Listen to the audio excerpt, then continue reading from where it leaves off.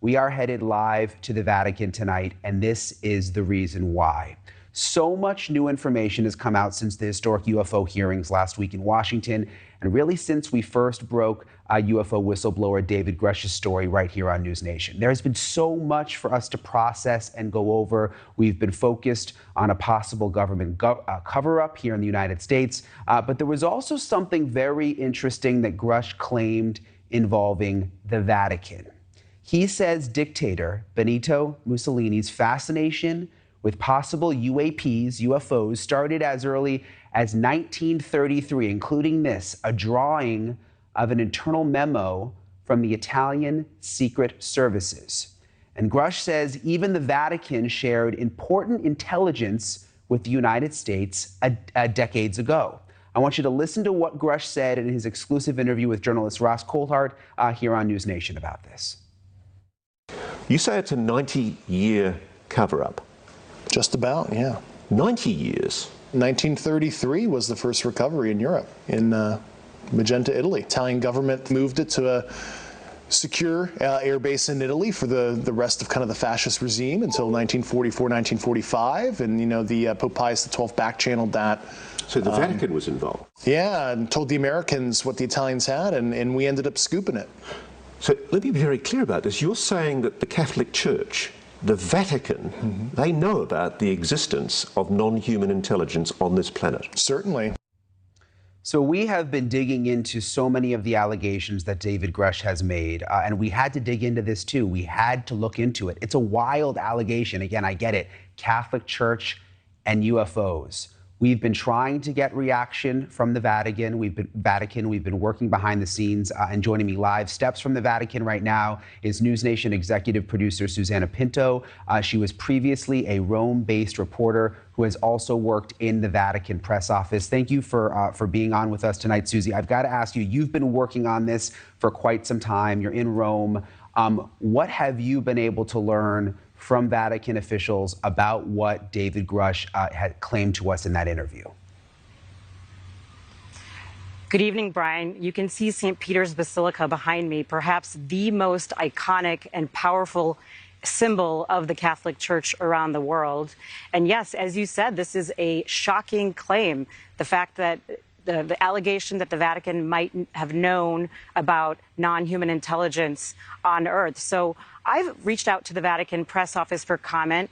The Vatican has not responded. Now, that's not unusual. This is a highly controversial issue, and it's not unusual for the Vatican to not want to comment on such a controversy. Also, though, if there were credible information about life on another planet, life in another part of the universe, it would also bring up a lot of theological questions and a lot of debate. And so it's not surprising that the Vatican doesn't want to speculate on this issue right now. I know you've been trying for at least the last week or so to get a response from the Vatican. Do you expect that something will come out eventually, or are they just saying, like, no comment, we are never going to talk about this? Well, look, we do know that the archives pertaining to Pope Pius XII's pontificate have been open to scholars and historians. That happened in 2020. Pope Francis announced that he was going to open up the archives to historians and scholars. So that they have been looking into his pontificate. And of course, it was a long pontificate. He was Pope from 1939 to 1958. So far, there have been a couple of books that have come out from historians.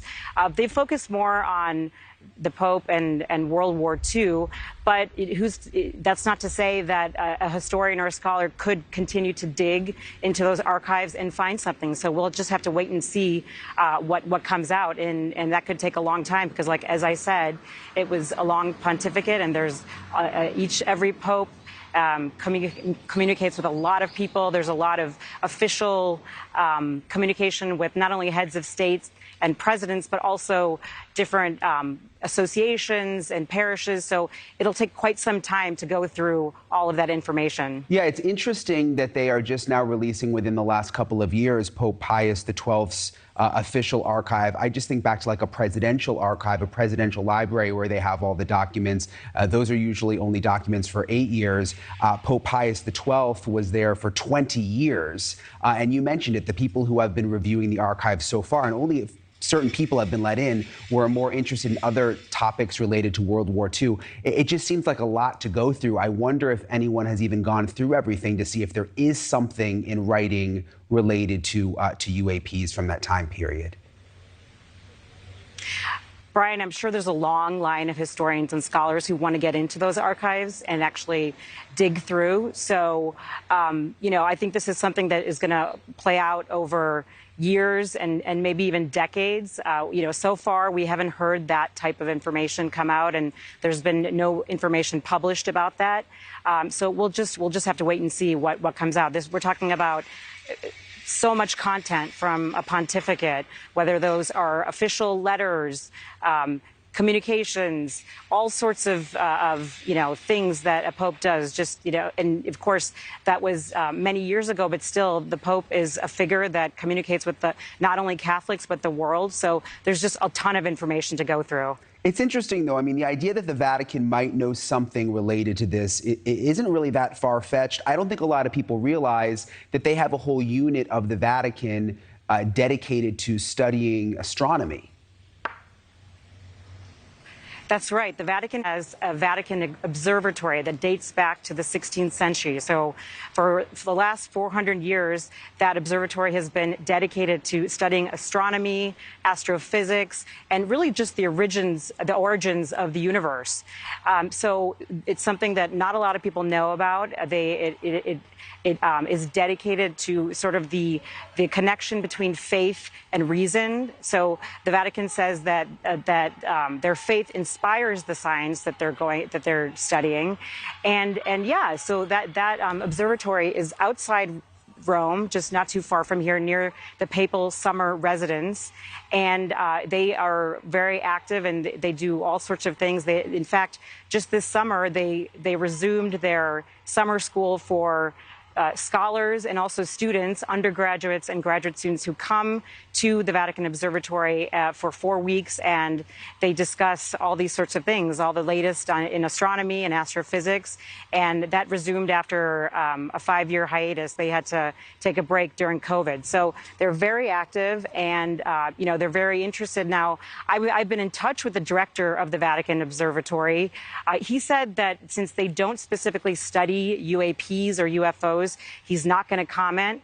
It's also an issue that in the past, the Vatican Observatory, when they have commented and made a statement, they feel like their comments are taken out of context. So right now, they don't want to comment, but they, of course, are very interested in the scientific origins of the universe, and they continue to do that research. I think it's interesting, Susie, that no one will comment from the Vatican itself or from the Astronomy Center, which we've been looking at video of right now, which is really interesting. Again, I didn't fully realize that they did all of that. When you think back to the time frame Grush is alleging the Pope was communicating with Americans about the crash craft, and again, that's what Grush is specifically alleging in his report to us, was that the Pope specifically told America about a crash craft in Italy.